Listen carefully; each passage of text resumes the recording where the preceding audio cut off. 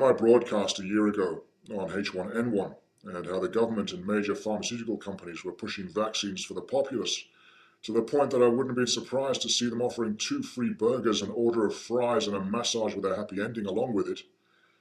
I made mention of technology that would make it possible to include micro-sized RFID chips in pharmaceutical medicines. Well, it looks as though that day is here. Before we go any further, though, I find it important to tell you that I enjoy being right, despite the nefarious nature of the news. The idea behind this great new product is to introduce so-called smart pills that can sense the body's moment-by-moment response to certain medication and then deliver this information directly to the doctor handling the case. One of the largest pharma companies in the world, Novartis AG, has announced plans to begin embedding microchips in medications to create this smart pill technology. They'll start by microchipping its organ transplant anti-rejection drugs. They'll see how that goes and then expand to microchipping other pharmaceuticals in its product lineup. Well, it only takes having 2 brain cells to rub together to realize that other drug companies will follow suit. And once the public's convinced they really need the smart pill rather than the old-fashioned stupid pill. The technology is being licensed from Proteus Biomedical of Redwood City, California.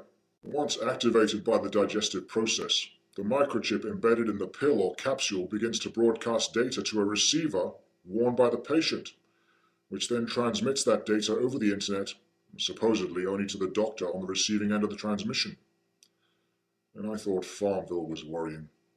Now, according to Reuters, Novartis doesn't expect to have to conduct full-scale clinical trials to prove the new products work. It gets better, though. Novartis is planning no clinical trials that might take into account the safety issues of swallowing microchips. If that doesn't concern you, I've got a couple of spare motherboards and a few disk drives I'd like to see someone consume. Well, just to see what happens, you understand? Because I care, even if Novartis doesn't. The concerns about heavy metals in microchips aside, what about the privacy issues? Chances are the transmitted data won't be encrypted, since these microchips are tiny and encryption is a CPU-heavy function. And given what we know about the capabilities of current technology, about all they'll be able to handle will be transmitting a raw data signal, which means that someday anyone walking around with a belly full of Flintstones multivitamins could be at least as trackable as one of those smart cards we're all so aware of by now. And by the same token, any average Joe snooping around with a reader tuned to the right frequency will know just about everything there is to know about exactly what drugs you've ingested. And that includes the police, too. How do you think it's going to sit with a judge if you get hauled in for tripping over a curb and the cop produces a handy Medi-scanner that reads you were on antidepressants at the time you had that beer, so you might actually do better in a psych ward for observation? If a local pharmacy installs a reader or detector at the front door, before you reach the counter to transact business, they'll know exactly what medications you're on and take the opportunity to steer you towards buying any brand they feel like pushing, usually the one they get the largest kickbacks from. And it's all just business, of course. The business of control. If you go for a job interview and they have a reader by the front door, by the time you reach the office where the interview is going to be conducted, they may just turn you away if they have a full readout of everything you ingested that morning. And with the cost of company insurance rising, they'll probably be more inclined to hire a human with no trace of medication, rather than you for taking a couple of Advil for that knee you sprained playing tennis last Saturday. And one of the most sinister features of microchipping pills is this. The technology serves to make sure the patient is taking their medication.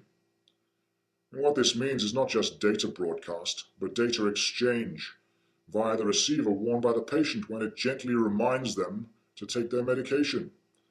In the world of corporate marketing, this is called a continuity program. It's all designed to make sure repeat sales happen on a regular basis. So what do we got here? Corporate and government spying and big business ensuring repeat sales.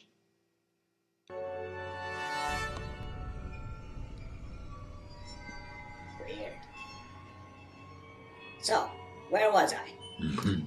Oh, yeah. Prison for your mind, blah, blah, blah. This is your last chance, no going back, blah, blah, blah. You take the red pill, and you stay in Wonderland, and I show you how deep the rabbit hole goes. We Whoa. can tell what medicines you've been taking, when you should have taken them, and then we make you take them through bullshit rules and regulations we make up as we go along.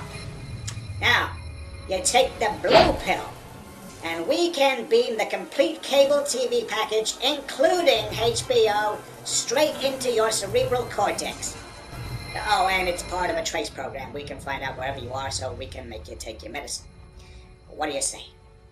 Pretty colors. Given what the TSA is doing in the States right now with full body scanning, it's not difficult to imagine what your adversary is going to do with any medication data you may be broadcasting. According to the Center for Disease Control, nearly half of all Americans now use prescription drugs on a regular basis. That's a whole lot of info about a whole lot of people.